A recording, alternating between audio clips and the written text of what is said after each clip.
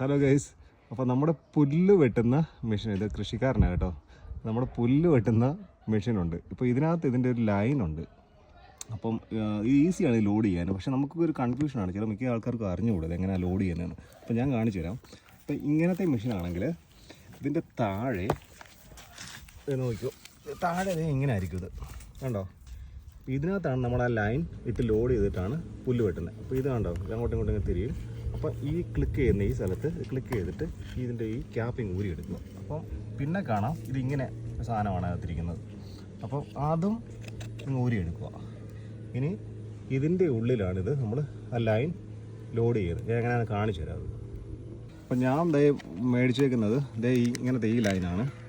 അപ്പം ഈ trimmer line എന്നാണ് പറയുന്നത്, നമ്മൾ ഗ്രാസ് ട്രിം ചെയ്യുന്ന ലൈൻ. അപ്പോൾ ഇത് ഞാൻ എങ്ങനെ ലോഡ് ചെയ്യുന്നത് കാണിച്ചു തരാം. അപ്പം ഞാൻ നമ്മുടെ അതിൽ നിന്ന് കുറച്ചാണ് കട്ട് ചെയ്ത് എടുത്തേക്കുന്നത്. അതിൻ്റെ ഇത്ര നീളത്തിലാണ് കട്ട് ചെയ്ത് എടുത്തേക്കുന്നത്. എന്നിട്ട് നമ്മുടെ ഈ സാധനം ഉണ്ടല്ലോ, ഇതിനകത്ത് ഒരു ഹോള് പോലുണ്ട്. ഇതുണ്ട്, ഇവിടെ ഹോള് പോലുണ്ട്. അപ്പോൾ അതിലേക്ക് നമ്മൾ ഈ ലൈൻ്റെ, ഈ ട്രിമ്മർ ലൈൻ്റെ ഒരു അറ്റം, ഈ ഒരു എഡ്ജ് എടുത്തിട്ട് ആ ഹോളിലോട്ട് ഇത് കയറ്റി വിടണം. അപ്പോൾ ഇത് അതിൻ്റെ ഉള്ളിലോട്ട് ഇങ്ങനെ നമ്മൾ കുറച്ച് സ്റ്റക്കാക്കി അങ്ങോട്ട് കയറ്റി വിടണത്. അപ്പം നല്ലോണം അതിനകത്ത് സ്റ്റക്കായിരിക്കണം അത്. എന്നിട്ട് എന്ത് ചെയ്യണമെന്ന് വെച്ച് കഴിഞ്ഞാൽ നമ്മൾ നേരെ ഓപ്പോസിറ്റ് ഇത് തിരിക്കുക.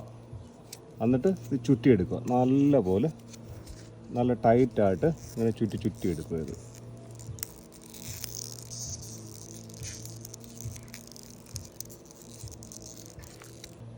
ഇനി കുറച്ച് ഇത്ര നീളത്തിൽ ചുറ്റണ്ട, ഇത്ര നീളത്തിൽ ഇത് ഇങ്ങനെ വിടുക. എന്നിട്ട് ഞാനത് ലോഡ് ചെയ്യുന്നത് ഞാൻ കാണിച്ചു തരാം. ഇനി നമുക്ക് കാണാം, ഇത് കണ്ടോ, ഇത് തിരിക്കും. ഇതിനകത്ത് ഹോളുണ്ട്. കാരണം ഈ ഹോള്, അതുപോലെ തന്നെ നേരെ ഓപ്പോസിറ്റ് വേറൊരു ഹോളും ഉണ്ട്. അപ്പോൾ ഇപ്പം ഞാൻ ചുറ്റിയത് ഇതിലേക്ക് ഇനി ലോഡ് ചെയ്ത് കാണിച്ചു തരാം. എങ്ങനെ ലോഡ് ചെയ്യുന്നത് കാണിച്ചു തരാം. അപ്പോൾ ഈ സൈഡാണ് അതിൻ്റെ ഉള്ളിലോട്ട് കയറുന്നത്. അപ്പം അതിൻ്റെ ഒരറ്റം നമ്മുടെ ഈ ഒരു ഹോളിലോട്ട് എടുക്കുക, ഹോളിൽ കൂടെ ഇട്ട് വെളിയിലോട്ട് എടുക്കുക. എന്നിട്ട് ഇത് അതിൻ്റെ ഉള്ളിലേക്ക് ഈസിയാണ് അങ്ങോട്ട് കയറ്റി ഇടുക.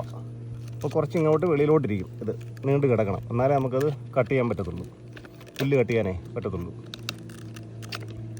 എന്നിട്ട് അതിൻ്റെ അടപ്പുണ്ട്, ആ ക്യാപ്പ് വെച്ചിട്ടിത് ലോക്ക് ചെയ്യുക. അപ്പോൾ ഇത്ര ഇടം നീണ്ട് കിടക്കും. അപ്പോൾ നമ്മൾ പുല്ല് വെട്ടുന്നതനുസരിച്ചിട്ട് ഇതിൻ്റെ നീളം കുറഞ്ഞു വരും.